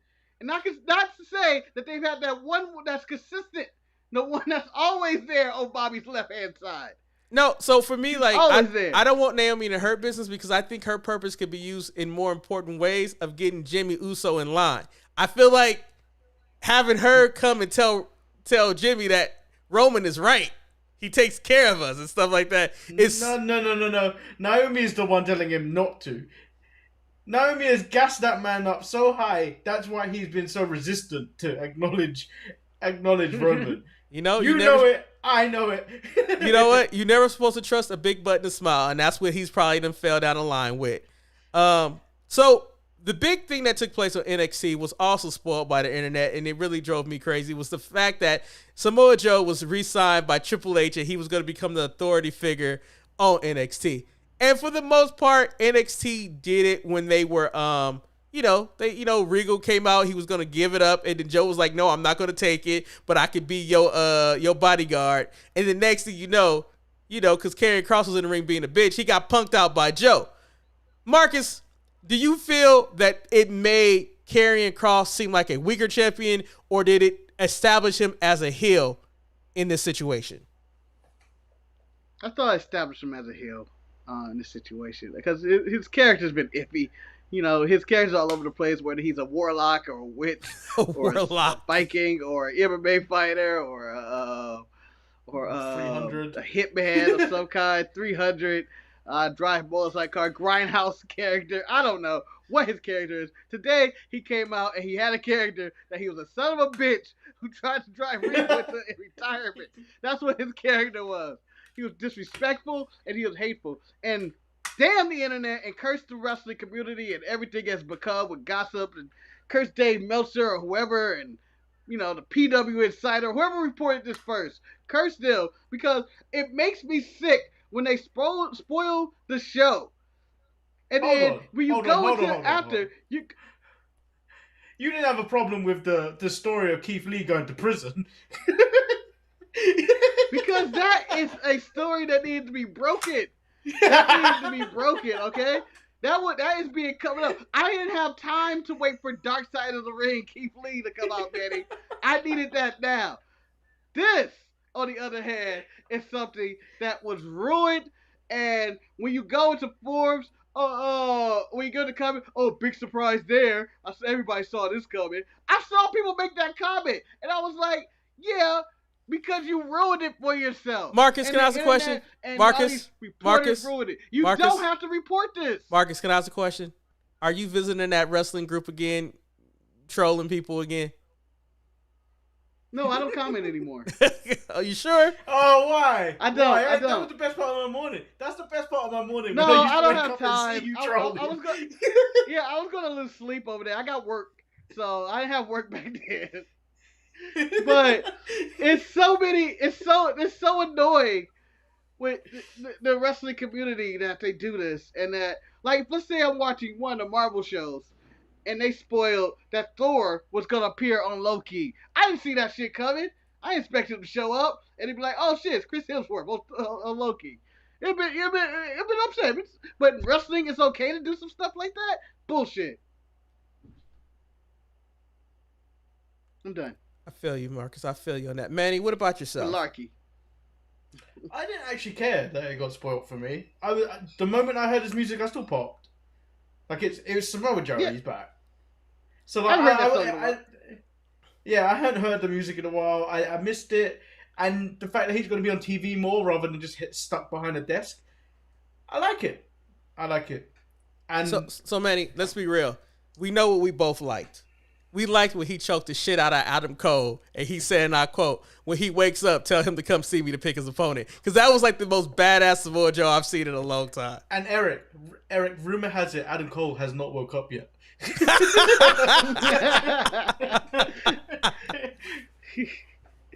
I was just like, it was a moment that I felt that it gave a extra sense of I don't know, relevance to NXT in a way. Like I thought it was the best thing about NXT because like I think we all saw LA Knight declining the clout of the $1 Million Man because it was just, as I told Marcus on the phone, I said that LA Knight is the biggest hater in the whole wide world, might be hater of the year because he saw Cameron Grimes bury his hatchet and try to get. Pause. Go ahead. You are the biggest hater in the world today. No. Don't try and pass that crown around. Manny, you continuously hate. Yeah. I have never. By hate. I have never decided that I was going to stop a man's dream of becoming the next legacy of the $1 Million Man, just only to punch the $1 Million Man in the ring. I have never done that. Only thing I have ever done. Yeah, you thought about it. I just drank too many mimosas. That's the only thing I've ever done. It's done this. Your hater of the year. Yeah, that looks like an acceptance speech of you winning the Hater of the Year award. If you drink your sodas, you know someone's spitting.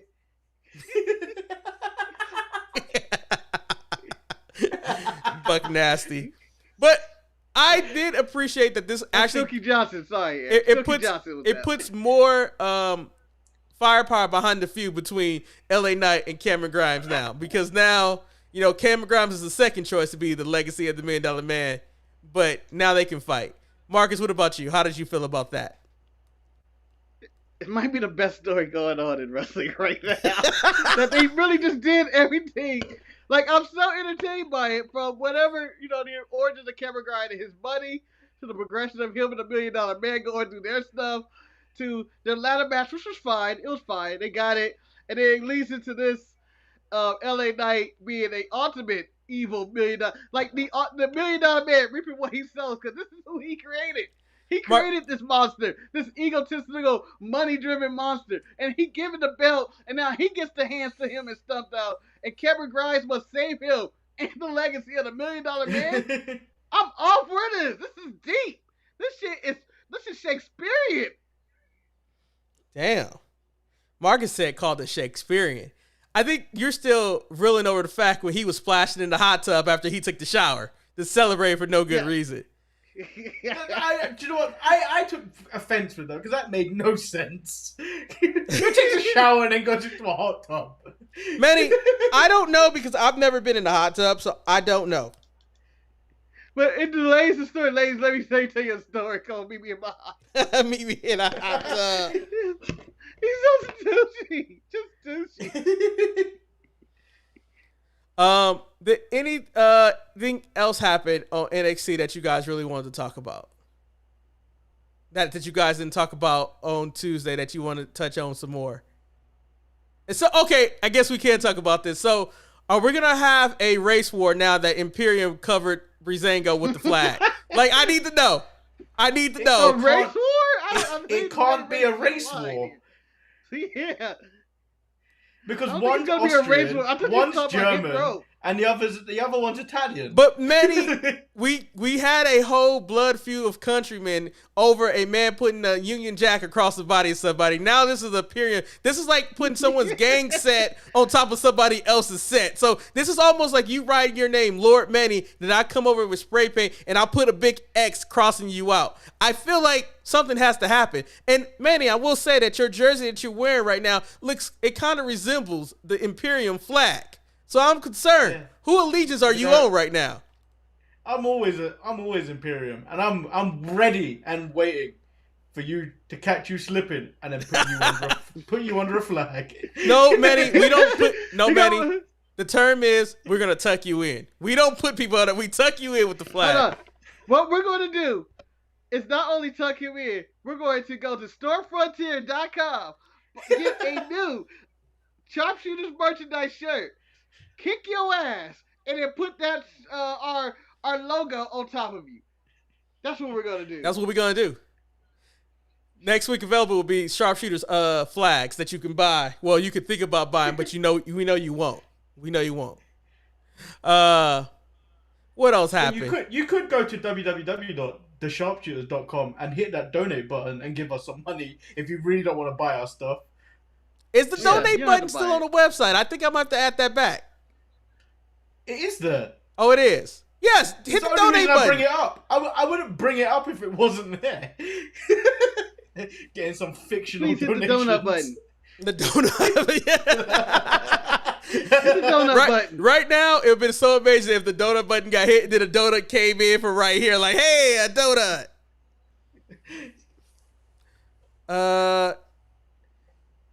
Nothing else really happened like that I can say that really stood out. I think Diamond Mine happens next week. Are you guys excited about that? Who do you think it is? That's the real question. I don't know. But at the same time, I kind of want to be like, I want to wait and find out. Like, I don't want no one to tell me, oh, it's going to be this person, that person. It's weird because it's one of the best. It's weirdly the best kept secret because no one has no idea about it. Finally, secrets. So I know we. What do you think? Who do you think of the battery? Who's the battery, Eric? The battery. There was a 10%. There was a 10% battery recharging or something like that at the end of NXT.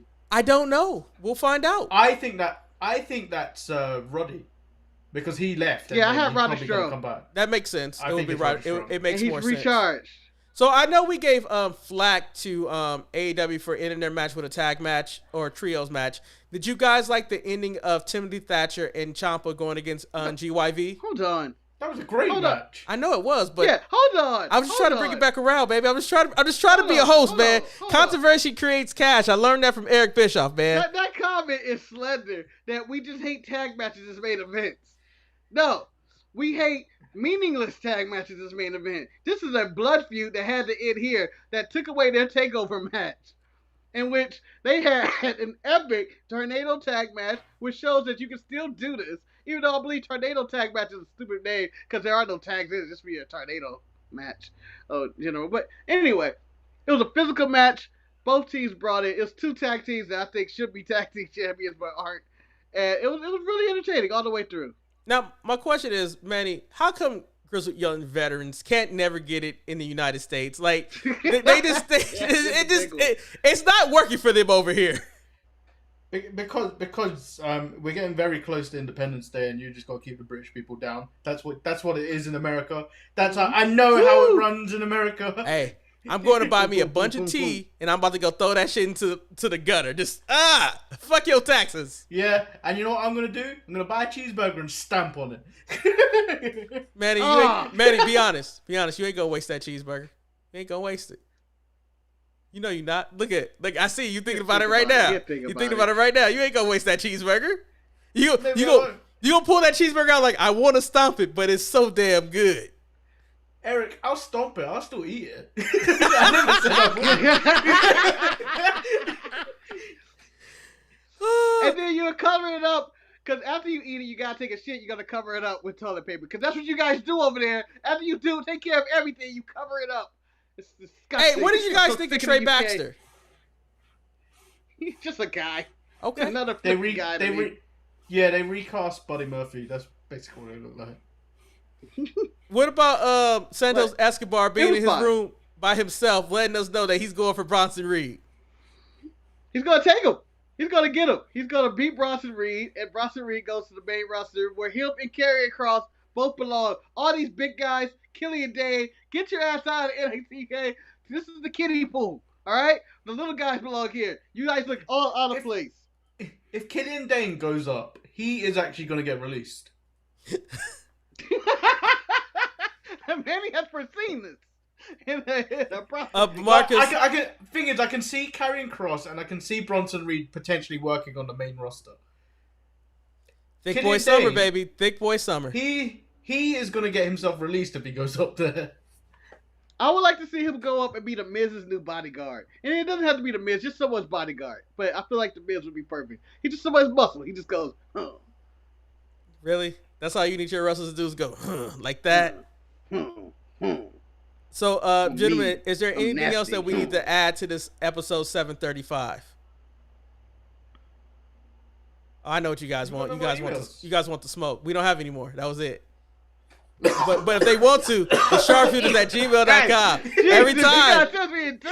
Every time, you know, we get the smoke. We get the smoke, baby. I mean, that's how it works. The first graphic I ever, the very first graphic I ever made. We should. The second graphic I made right here. What happened, Manny? There will be no Untitled Mania Marcus show on Tuesday because there is an England game on, and I'm gonna get drunk. Very responsible. And I am going to sleep. Take that, motherfuckers! I'm gonna be rested on Tuesday. However, there will be an Untitled Mania Marcus show special coming out on Tuesday, so watch out for that. Actually, gentlemen, I forgot. There is something that we should discuss that I almost forgot because I don't know if you guys are watching it, but Hell in a Cell takes place this Sunday, and I want to know what's your predictions of what's going to happen on the show. I mean, I think people like predictions, don't they? Or do you guys even care? Oh, you're going to shoot it to one of us. That's what I was hoping for you know. Marcus, we are the sharpshooters, and I hope you had good aim, and you shoot. Are you going through the card, or are we just going to guess what we're going? No, I can go through the card. So let's go through the card. Yeah, go through the card. WWE Championship match. Manny, you'll go first. Bobby Lashley against Drew McIntyre. Who you got? I want Bobby Lashley because Drew needs to be out of this title picture for a bit. He's gone stale. Marcus, who you got? Bobby or Drew McIntyre? I got Drew McIntyre winning, and because of the internet, I got Karrion Kross costing Drew McIntyre everything he's ever wanted. Boo. I don't even know how that works. Got but four entrants. Once he gets to the cell, rips off the door, and he's like, "What is this?" And he gets attacked, Kane style. Okay. I also got Bobby Lashley retaining his title. title. Karrion Kross joins the Hurt Business too. Because that is what's right for business. All right, SmackDown Women's Championship match. Bianca Belair versus Bayley. Hell in a Cell. Marcus, who you got?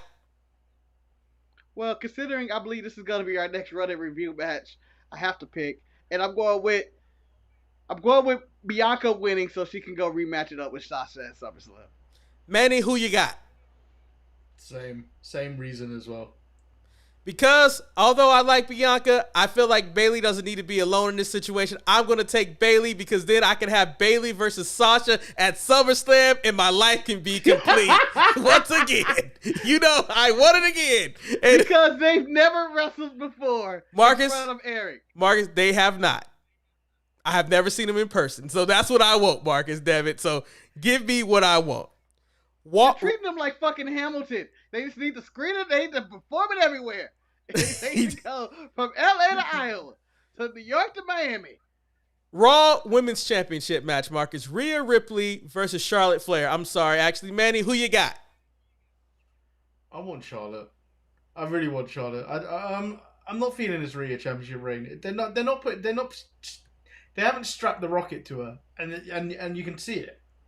I will go now. I'm also, as a no surprise, I am Team Charlotte. I don't think Rhea was really ready to be the champion. She had the look, she had the thing, but I don't think she can carry the title just yet. So I would go with Charlotte. And plus, it would make everybody on the internet be pissed. They might be so pissed that they wouldn't even be mad at Evolution anymore. Marcus, who you got? No, that's not true. I'm going with Rhea to retain, but you know, it's really hard to go through this when Charlotte is always around. And, you know, she's always going for the title. I don't know who Rhea's next opponent would be other than maybe a Becky Lynch. Because she's fought Asuka 7,000 times. Or if they promote my girl, Mandy Rose, with that V-Trigger, who likes to take photo shoots in the middle of people training sessions. I mean, or vice versa. And who's at fault in that one? We didn't talk about that. Who's at fault? The person, the photographer for setting up that, because you take pictures, Are you upset when you set your photography up next to a ring where people can get some reps and practice in? Whatever Tamina and Natty was Well, doing. so I'm assuming Or is Natty and Tamina being petty over there working out and being upset that Dana Brooke and Mandy Rose are trying to look their best in a time when they're taking pictures? let me be first and let me say this, that Natty and Tamina are by far the worst women's tag team championship holders I've ever seen. For the simple reason that Shayna and Nia Jax brought some dignity to those titles. I don't see the same dignity that Natty and Tamina. These are just people who've been in WWE and they deserve to have some title. This is just, you've been here for long enough, so we're going to give you some type of title. With that being said, I'm not really sure if the photographer wanted to have some on the seamless and then also have some environmental portraits of Mandy Rhodes. I am a fan of environmental portraits. So just imagine seeing Mandy Rhodes with her arms sprayed across the hardest part of the ring, pose right there. That's the picture that you want to get. That is the picture that you want. What did you say, Marcus? I was thinking of other ligaments. I thought you were going to say other ligaments. Man, this is not Hustler, Marcus. I'm not that man. I'm a man that believes in art. And I mean, like, the thing about it. I was like, oh, I want to see Mandy's lips. I have a follow-up question, so carry on. No, go ahead. I'm finished. Go ahead, Manny. What's your follow-up question? So, you said a discussion about Shayna and Nia bringing dignity to this women's tag team titles. By dignity, do you mean fight on every show and lose every week? You see, the thing is, whatever happened with the management, I don't know what there was a problem. When they showed up to Smackdown to fight as a tag team, like they were rightfully so. However, management was like, you know what? We don't have no singles wrestlers on this show. We're going to have you guys fight in singles matches. I don't blame Nia and Shayna because they just showed up for work because they were the champions. And they just got put in a situation. The same thing happened to the Iconics. Remember, the Iconics, when they were champions, they would show up and they had to fight in singles matches. It's just that the only people who don't really... No, correction. When Iconics were champion, they weren't no TV. They simply weren't. At the end of the day, until they lost. You have to realize that they know that Natty and Tamina are so trash that they always back there practicing, and they disturbed the photo shoot that was already booked before then. I blame the tag team champions over Mandy and them. Does sound really interrupt photos? Sound. Well... It could be because the person can't hear the direction that the photographer is trying to tell the person, hey, hold your chin up a little bit here, turn right here, do this, do that. Maybe it's not like it was not like it was women's tennis where they're grunting like it's sex. You don't know what they were shooting. We all know what happened. They were salty because nobody wanted to take pictures of them, and they're the champions. That's what happened. At the end of the day, Natty and Tamina want to have people taking pictures of them. I mean, you can look at Natty's YouTube and see how thirsty she is. You know, like... No, but Mandy and Dana were the ones that went up to them for making noise.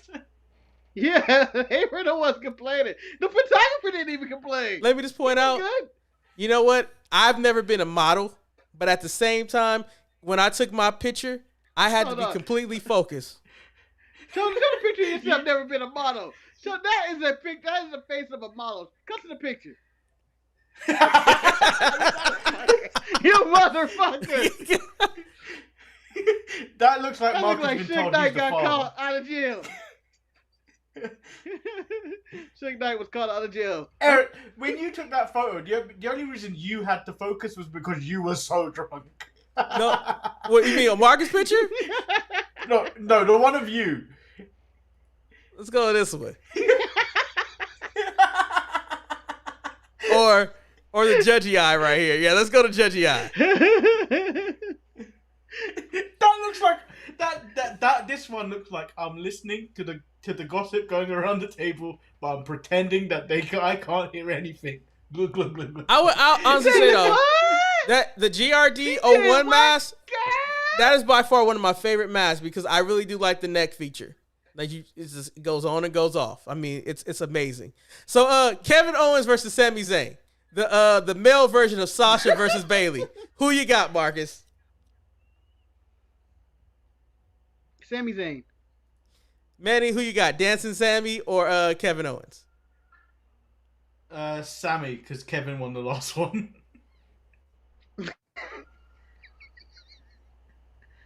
Why can't they put one of these guys on Raw? I feel like Raw could benefit from having a Sami Zayn. You know, someone I care about on that show. You really don't know why they don't do that, but it always can say, you know, it happens sometimes.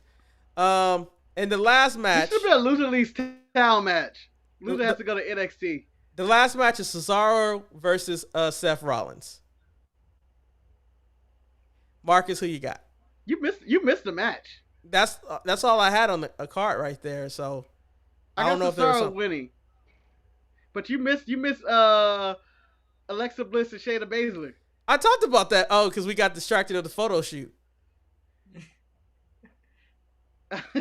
We did. Yeah. So Marcus, who you got in that match then? I got Bliss, but how do you feel about them just dropping Lily?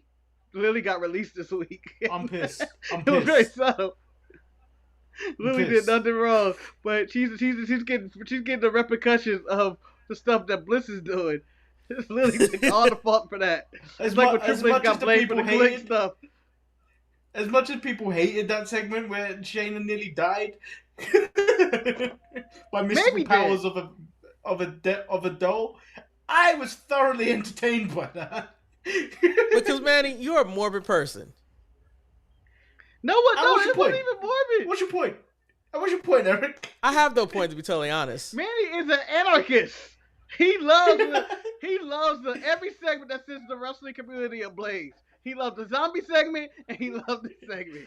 He loves when the wrestling community and even more, he loved the Eva Marie segment. He's on all segments that destroyed the wrestling community's psyche and the business. So Manny is secretly trying to kill the business. Manny is all about burning it down. Yeah. I thrive on negativity. Yes. It fuels me. The best of Manny. Let your hate run through. Yes. He's like the emperor just sitting there waiting for zombie segment 2. Yes. Eva Marie, call her back. I'm trying to see who is the next person who draws all the negative attention for Manny to bring back.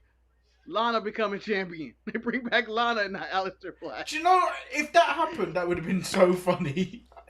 I mean, maybe this person could be brought back from negativity right there. I mean, that God rest his soul. I don't know what happened to him.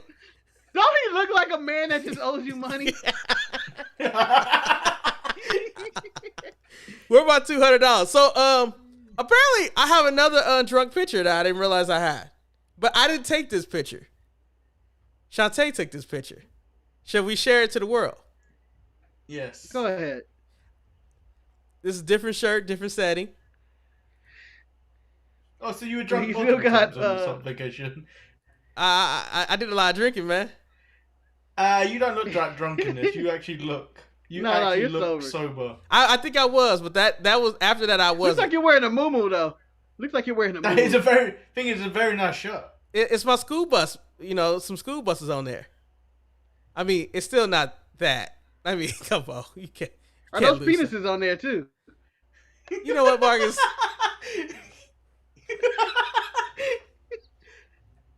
you fuck you, Marcus.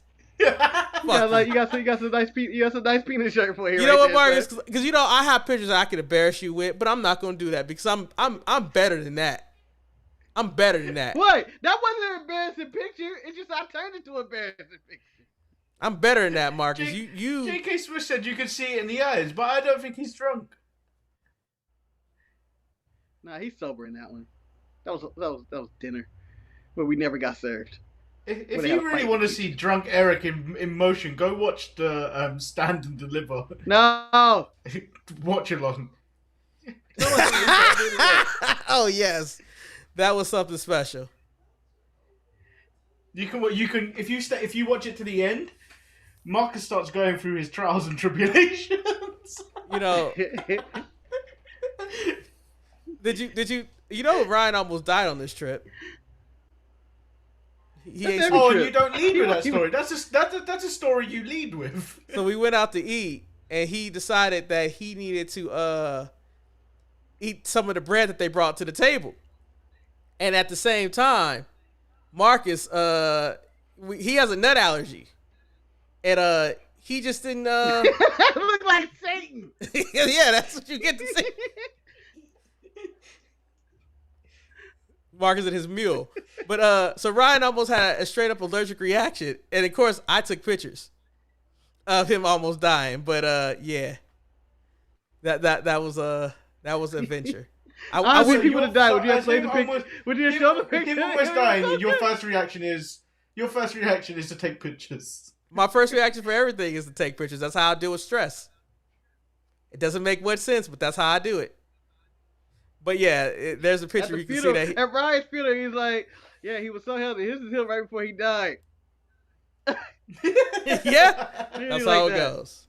Well, anyway, I think that we have embarrassed ourselves enough, and on that I day, haven't embarrassed myself. on that day, I'm assuming in August we'll be even more embarrassed when we're in Vegas for SummerSlam. If everything works out the way it's gonna probably be, we'll probably have a contest giveaway for an extra ticket to come to SummerSlam with the sharpshooters because we know somebody ain't gonna pay for that damn ticket. We know it already. It's like Mandy, you need a ticket to SummerSlam? I don't think I'm allowed in the country at that point. Why all of our restrictions are gone, man. It's free. I don't think it is. Free, man. We're free. And then I've Oh, also got man. a flight to Ireland the following week, so I don't think I can. Oh, you're going to Ireland. Oh, Yeah, my friend's wedding. congratulations. Let's congratulations on their marriage. Anyway, we hope you guys enjoyed this Why are the episode. kids clapping? I don't know, man. Yeah, why have you got a clap? You have a better clap than that one. Well, see, I don't remember. That seemed like that was a kid's classroom. The Firefly Funhouse or something. What was that? Hey, Nope. Winnie! That clap, that's on my soundboard. The other clap was built into the software, like this. Oh no, one. it's the third clap in your pants. Clap. Anyway, I hope you guys enjoyed this episode. I'm Eric. If you guys want to join us in the smoke, You're not letting us say goodbye. feel free to I'm email us at thesharpshooters@gmail.com. I just choked their ass out again. I'm Eric. Let's thank Jesus Christ, hallelujah. You can't steal that from me. He just did that. You haven't said it in weeks. I announced myself as God's favorite Lord at the beginning of the show. He did. That's He true, did. that's true. So, man, I'm waiting for you to say because I know Marcus stole your thing. Lord Manny. Hey, Marcus, I guess you did close out. I guess at I'm the just end of the Marcus day, the grand finale, hallelujah. Thank you, Jesus. See you Sunday for Hell in a Cell, where the uproar begins. And check out the latest edition of the Run and Review. All hot takes. Many didn't even know he was on this episode. I just want to let you know, I hope that everyone's Hell in a Cell Sunday can be as relaxing as this. We hope you guys enjoyed this episode. Until next week, stay sharp, stay drunk, and live free. We out. If you get an email from this guy, don't give him your bank account details.